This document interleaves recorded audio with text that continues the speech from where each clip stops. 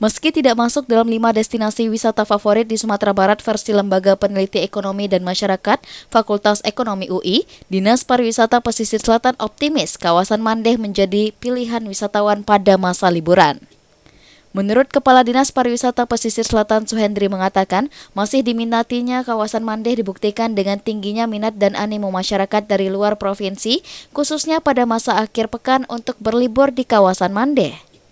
Selain itu, ia juga menilai secara ekonomi masyarakat di sekitar kawasan Mandeh hingga saat ini masih disibukkan dengan aktivitas kunjungan yang juga sebagai penunjang ekonomi masyarakat.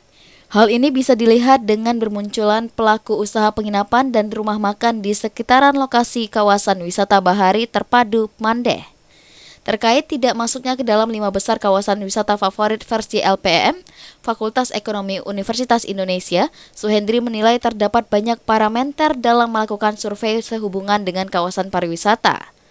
Untuk itu perlu diketahui parameter yang dipakai agar hasil survei nantinya dapat menjadi cambuk bagi daerah dalam membenahi lokasi pariwisata. Kita seperti yang saya katakan di awal tadi, berdasarkan data kita, kunjungan wisatawan ke pesisir selatan khususnya ke Mandeh cukup meningkat. Nah itu pun kita lihat dari geliat perekonomian yang ada di kawasan Mandeh, terutama kunjungan wisata ke Pulau Setan itu sendiri. Semakin lama semakin baik pasca Covid ini sudah mulai melandai. Nah tentu saja bukan kita tidak terganggu dengan berita itu, tetapi kita jadikan itu sebuah masukan dan saran.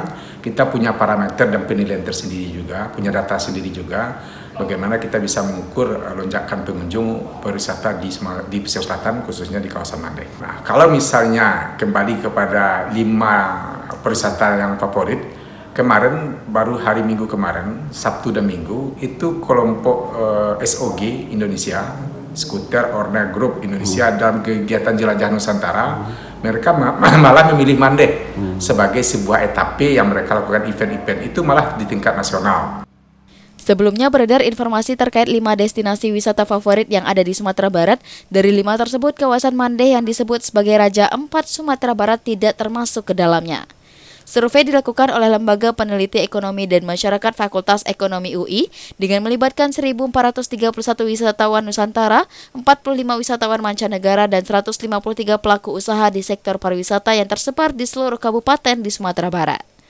Dari Kabupaten Pesisir Selatan, Robi Oktora, Padang TV.